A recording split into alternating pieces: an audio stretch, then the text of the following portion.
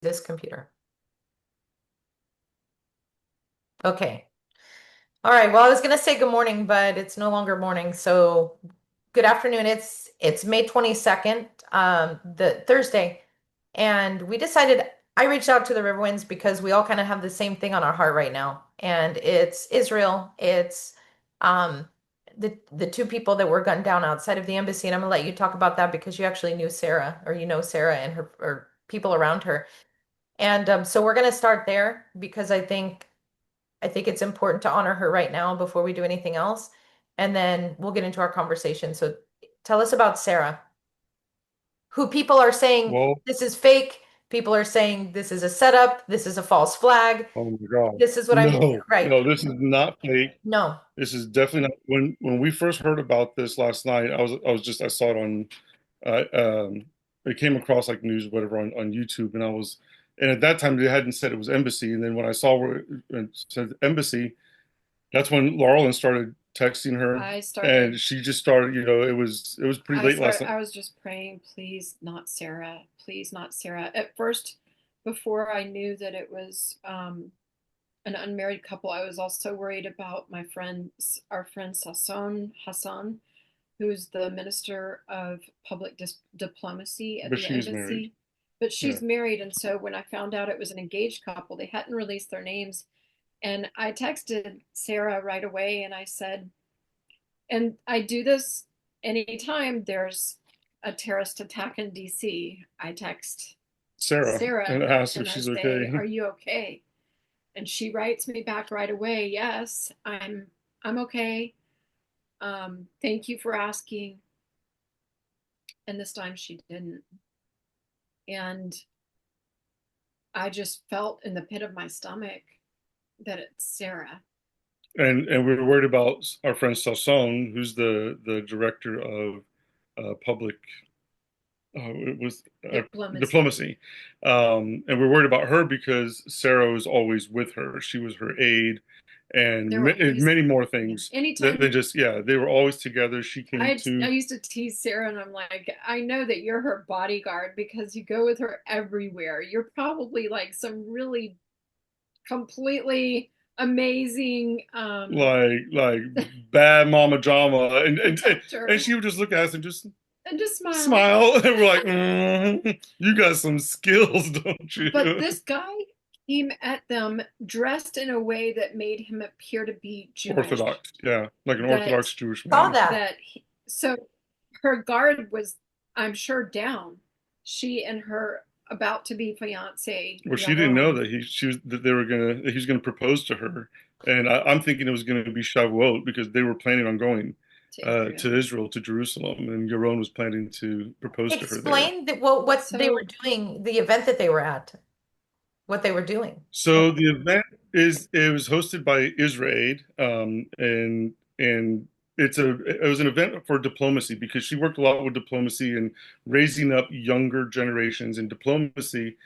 And this just the horrid irony in this is that one of the topics of discussion was getting humanitarian aid into Gaza, her degree, and that's what her she specialty had a was. master's degree.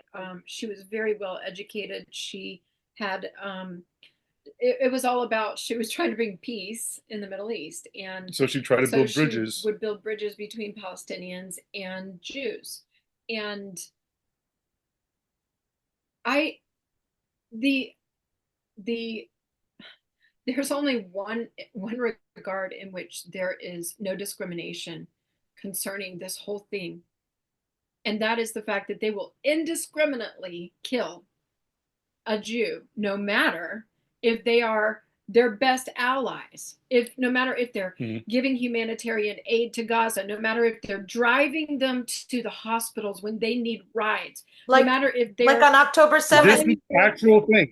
These Yeah. are things that people at the kibbutzes on the Gaza border that Yep. were murdered. This is what they were peace activists. they don't, Many of They were them. daily doing things. Yes. these pro-Palestinian people are possessed by evil and indiscriminately killing anybody that's got a Jewish claim, because they just hate Jews. They're filled with hate. They don't care if they're their allies. The people who were abducted and became hostages after October 7th or on October 7th were held by people who tortured, raped, maimed, and killed their allies, And Jewish gleefully, allies, all gleefully recorded because it. they were Jews.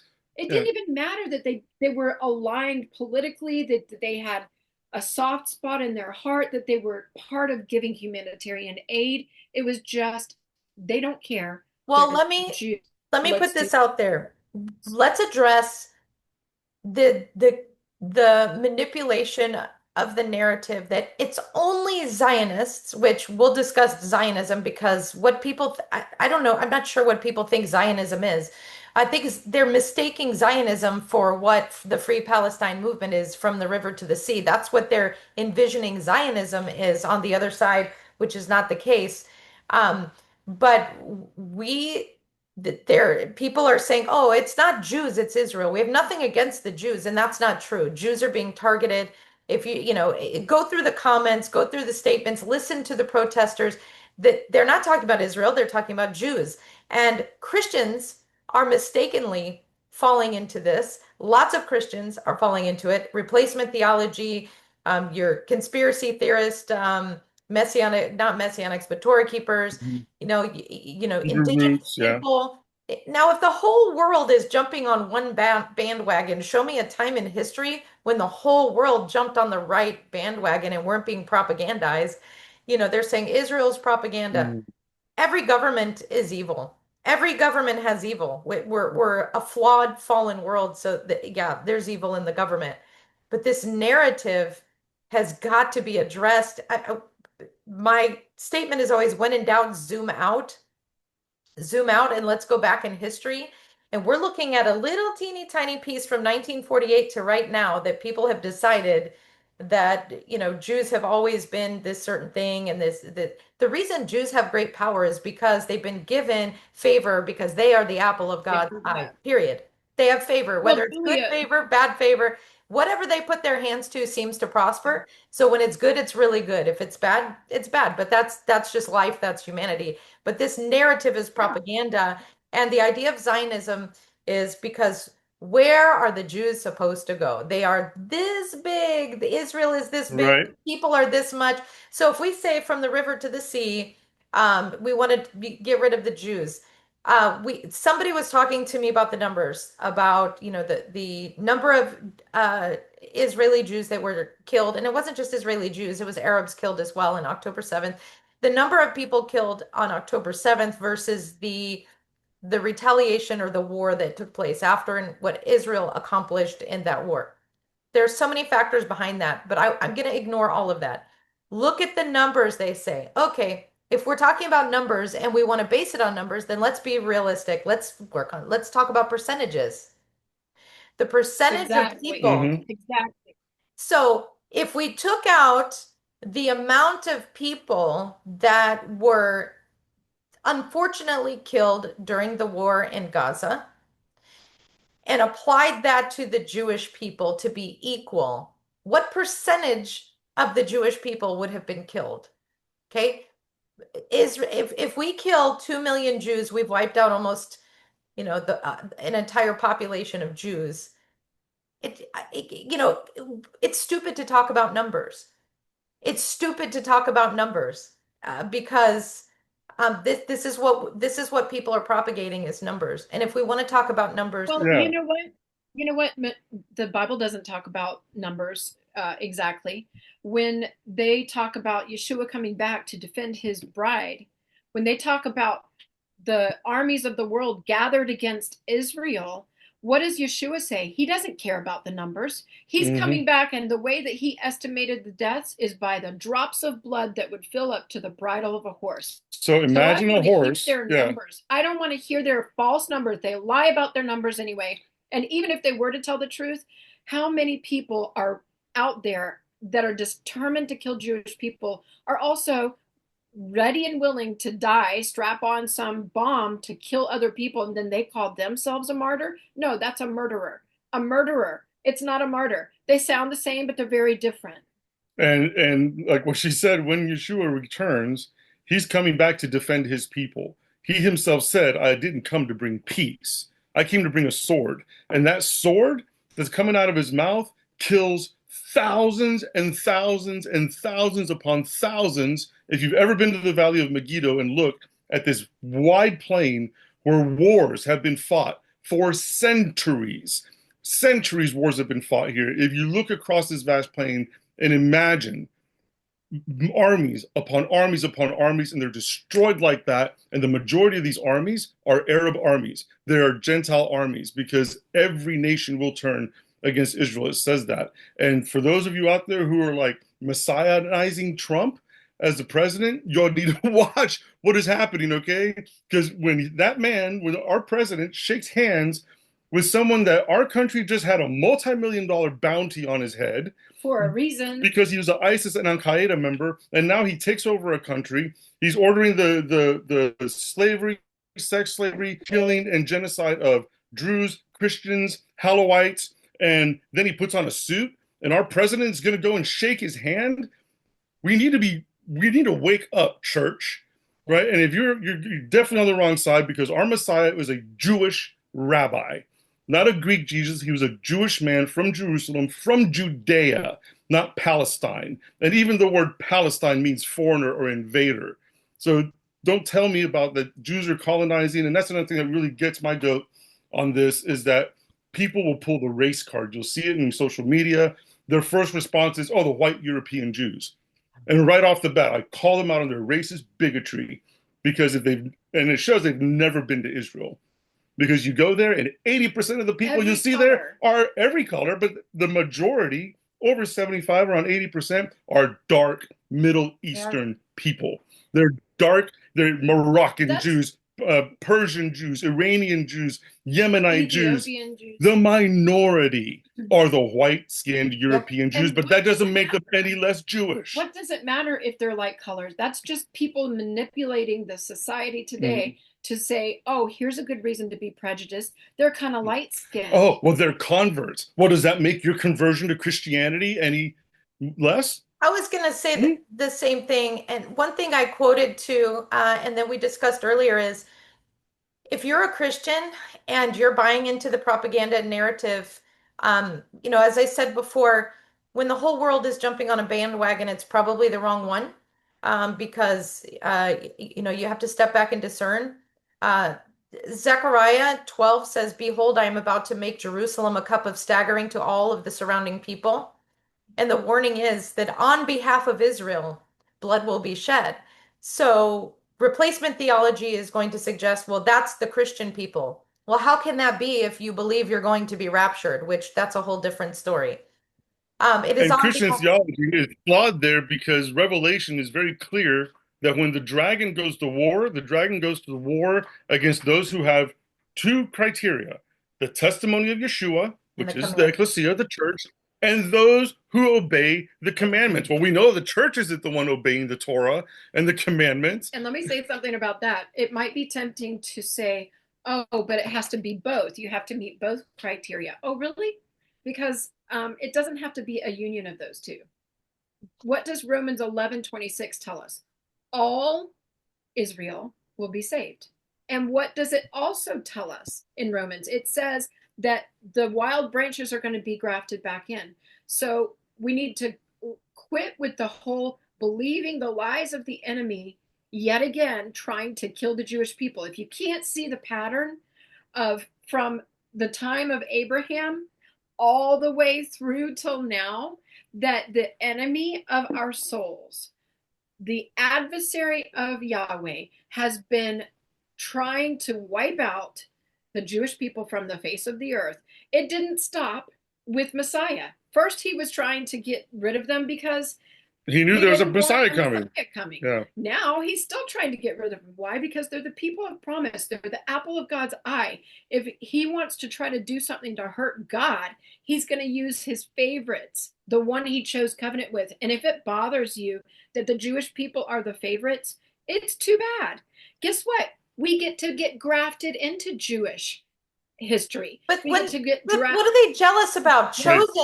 Chosen also meant so they were chosen to bring forth the Messiah, but they were also chosen for persecution. Is that what you're jealous about? They were chosen. Read the scriptures, read the prophecies. How about the book of Joel that says when he stands, when he places his feet on the mountain, out of his mouth will come forth the Torah, and everyone, all who call on his name and believe in him will be saved. That's Joel. And who is it talking about? Read the scriptures leading up to that one. It's talking about the Jewish people. It's talking about all Israel. And all Israel is a whole And concept that's been manipulated. But the point here being, that's another talking point in itself. When this propaganda of Zionism began in 1948. No, actually, that's when Palestine was actually freed. Was 1948. That's when it was decolonized, and this whole notion that Zionism began then is ridiculous when you have a mountain called Zion that's been there for 3,000, 4,000 plus years. Decolonized again because it had been Decolonized again. colonized over and over and over again. And when the Jewish people were led into captivity into Syria and Assyria, and we see the land taken away from them because of sin, just like our people, our people engaged in idolatry also, and we lost our land. That's what happens. We own it. That's what happens That's when what you worship humans other do. gods. You lose your land. Lose your land. yeah.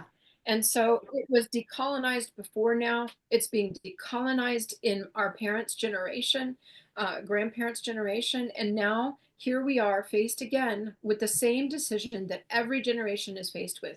Are you going to love the apple of God's eye, or are you going to be a part of the silence or the persecution? Are you going to stand by while people are murdered? Our friend was murdered last night in cold blood. And just the reality, Jew. yeah. He didn't know them. And the reality really hit us. So, I mean, that could have just as well. The other couple could have been us with them. We've been with them at events like on this. The sidewalk But of listen, DC With our friends, yeah. Okay, so again, addressing, people saying this is a setup, it's a false flag, it's a conspiracy theory. Let's talk about conspiracy theories among Christians. Let's talk about the fake Jew thing, the Khazarian thing. There are people in my life that believe this. There was a while I took a break from people because of it. After October 7th, I had to take a break from a lot of the Torah community because I couldn't deal with the conspiracy theories. But I want somebody, without playing acrobatics with the word, to show me one scripture where we are warned that before the return of the people to the land, there will be a fake people that return to the land that look just like and do all of the things, like Laralyn said, do all of the things that are listed in prophecy, but they are going to be the fake ones, and we should watch out for them and reject them. This is a Right, conspiracy theory, and it is anti-Messiah. It is demonic. It is a demonic it is. theory. And So it does. I have 2 points on this, and I have one. And this actually, I mentioned how people like to bring up the Khazarian Jews, the white Europeans, that they pull the race card right off the bat. And most of the time, they'll cite one John Hopkins University DNA study, whereas almost every other DNA study of Eastern European Jews has a marker identifier that says from the Levant, right? It has their origin. They might not know what Levant is. Okay, the Levant is the Middle East, is Israel, is Judea, Samaria. That is the Levantine region. So their DNA test. Oh, isn't it interesting that LEV is also at the first part of Levite, which is the priestly order of the Jews? Oh, imagine that. Imagine that. So you've got that. And it means heart. Mm-hmm. So you've got the DNA. Their DNA actually does trace back to the land of Israel. The other point is, and you can definitely speak to that, being that she learned from one of the grandfathers of genetic science. So I really hope she's going to drop some knowledge on that. The other thing is the one verse that's used the most to demonize the Jewish people is the verse in Revelation that talks about the synagogue of Satan. And this is one of the most taken out of context verses that I've ever come across. And it is specifically talking about in that time period, meaning in the first century, the Herodians, the Greeks that converted to Judaism under the political guise of the conquering Romans, right? They were puppets to the Roman Empire. And then, for example, the temple priests, they were killed, they were slaughtered. And then in their place, the new Herodian Empire put in these newly converted Greek Jews. This was the synagogue of Satan that scripture's talking about. The Herodian Jews were present in Yeshua's time. In Yeshua's time, They weren't real converts. they were plants, and even if they, regardless of whether they were or not, you know what I still noticed? I still noticed that Yeshua is not going, "Oh, you fake Jews." Right there, He could have called them out. they're running the synagogue. They're the ones that subversively went in and had Yeshua killed. They are the ones who took it to Rome. They're the ones that sent the temple guards to arrest Yeshua in the Garden of Gethsemane. And yet the Jews And did. Herod was he was the king. Herod was one of them. And so regardless of what the genetics were of somebody, you still don't even see Yeshua rejecting or calling them out or saying we need to turn our back. Yeshua was called to the lost children of Israel, the lost sheep of the Israel, house of Israel. of Yep. the house of Israel. He talks about those who have given even water or done the least of these small little things to my brethren, they're going to be blessed. That word in Greek is not just brethren like when you share faith with somebody No, and your spiritual brothers. it means literally means blood brothers. his people. He's talking about kindness being paid to his people. And I'll tell you one thing, when you take a graft of a tree, which is the way that we as non-Jews are described as being put into the covenant that was made available only to the house of Israel, only to Not the the house of Jewish Palestine. people, only to Israel, not to England, not to Italy and Rome, not to anybody else, but we're described as grafts. If the grafts who are grafted into Israel, the tree of Israel, decide they reject Israel, then the graft doesn't take, and guess what? The branch falls off and dies. So if you feel like it's okay for you to reject Israel, if you feel like God has rejected Israel as his people, you need to read Romans again. But by the way, that's the graft Romans, which by the way is rejecting written the to tree. former pagan Gentiles. That's the graft rejecting the tree, and you're going to dry up, and Well, your spiritual life will. there's no It's place important. ever in history, in science, or in anywhere that a tree becomes and takes on the likeness and DNA of the grafted in branch ever. Never. Right?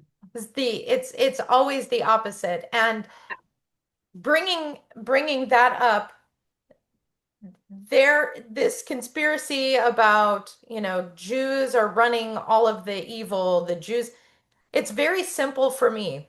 Let's pretend that every bit of it is true. Let's pretend that that's true. And this is what I told my son. The Jewish people are blessed. Israel is blessed. Everything they put their hands to is blessed. When Israel has done evil in scripture, they did big evil. They were successful at it. When Israel did good, they did big good. It was successful. They were successful at it. My mom used to tell me my uncle was a heroin addict, Jewish people, raised in a Jewish home.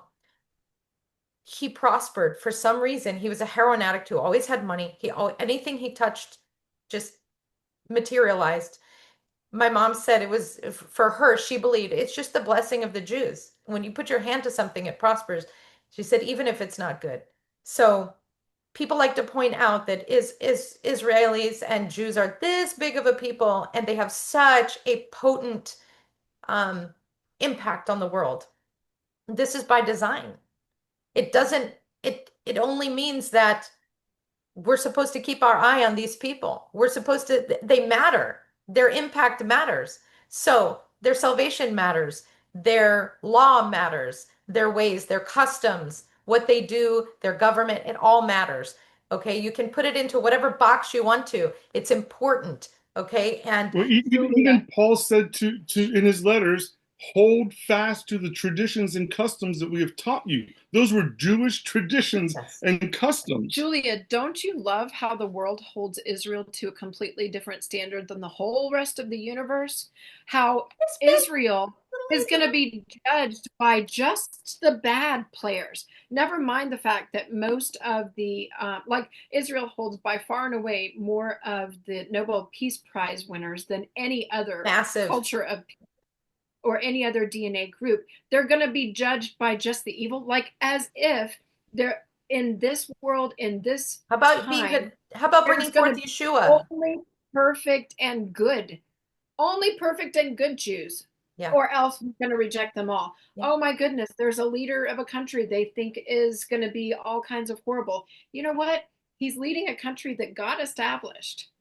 Mhm. And what does it say? It says that God places the leadership that's deserved by the people in the office. And Hmm. so what? You're going to fight against God? You're going to criticize his choice for the leadership? It Because is what it is. bless Israel and you will be blessed. Hard stop. There is no unless or else until except. It There just are no like qualifiers. just There like are there's no no, end. same with There's honor no your father and explanation. mother. Yeah, honor your father and mother. Hard stop. No unless, except, or else. None of that exists. So, everyone likes to quote the blessings of Israel on themselves as Christians, but people forget about it's an if this, then that scenario. And they leave out the rest of it. And they want all the blessings of Israel while forgetting Israel, while dismissing Israel, and while forgetting about the judgment that comes for rebellion against the word of God. Hmm. And so I will not seek to be in the place of God. I will not lean on my own understanding. I'm not going to look at politics. I'm going to look at the word. And that's what I encourage people to do. Why does anti-Semitism matter to me in the mountains of North Georgia? Because I've experienced anti-Semitism in the mountains of North Georgia where people think it doesn't exist. We came across a group, an individual in a Christian school that we ended up having to leave. The whole school was anti-Semitic. It was a Christian school. We didn't know. We brought our kids Horrible. there, and I was accosted by a woman whose husband was on the board of an anti-Semitic foundation through the Russian Orthodox connection. Nothing against Russian Orthodox. They tend to be anti-Semitic, but they're known for being that. Um, they we had to leave the school. They wanted us out of there and they did it subtly, but they They wanted will to keep one of I our remember children. that, all Yeah. of that your with kids. your I kids mean, and the stuff that they were being. Well, it was during the time that flyers were being littered all over neighborhoods here. Those anti-Semitic flyers were yeah. being littered all over neighborhoods nearby and all over North Georgia towns and Cartersville and our town here in Jasper. And that was the time I was covering my head because I felt very deeply I was supposed to cover my head. And then I was like, really? You want me to cover my head? And now this, like, expose myself. And so it was a really interesting time for us. And a lot of people did not take us seriously. Our community didn't take us seriously. We didn't have people. I called Laralyn the minute I walked out of there after this woman accosted me, and I chose not to engage, and I shut her down spiritually. I shut her down with the word and said, I refuse to engage in this conversation. I'm going to disengage with you now because this is a demonic spirit. She immediately begins to accost herself as a person. I'm stupid. I'm dumb. She begins to, and that demon exposed itself. She Mhm. began to accost herself. But I called Laurelyn because who is I going to call? Like, unfortunately, people don't. You have to call somebody hours away. Yeah, because they don't care because there's anti-Semitism woven into people that they don't even realize it's there. A friend of mine, Paul, he lives here in Jasper. He once told me a couple years ago, I need to apologize to you He said, I thought you were being dramatic about anti-Semitism. He said, and I used to kind of make fun of you behind your back. He said, but then after meeting you and you making me aware, I saw it everywhere I went. He said, I started to see it. My kids have always, since they were little, all of my kids have been made fun of. Um, and heard Jewish jokes. And we ignore it. It's stupid. We're not super offended people. You guys know me. I'm less offended than the average person. I'm like, whatever, you're just Yeah. stupid. I don't get offended. So we've got 9 minutes, but I we had to get involved and we had to start saying something because in our town it went from stupid comments, stupid anti-Semitic comments to violent pro-Hitler comments Danger. and actual disgust and distaste towards our kids, and that turns into violence at some point. So it matters. It matters to me. It's touched me personally. I Listen, I think we've talked about that phrase, haven't we? The never again phrase. mhm.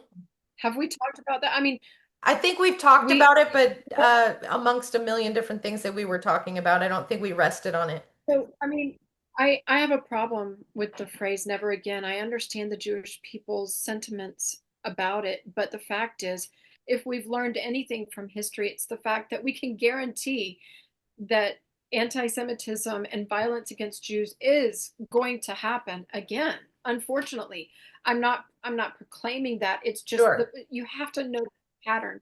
And so what I want never again to be applied to is how easy it was to just find yourself all of a sudden in this horrible, horrible cesspool of evil violence and and be surprised by it. What I want never again to mean is that never again will Christians be faced with a surprise decision about whether or not they have to have a safe room in their house, or how have to figure out and pray about how they, or research how they should feel about Israel and protecting the apple of God's eye, the pupil of his eye. And what I want never again to be is that it takes so long for non-Jewish people to stand up and say, it's not okay. It's not okay to murder my Jewish friends. It's not okay.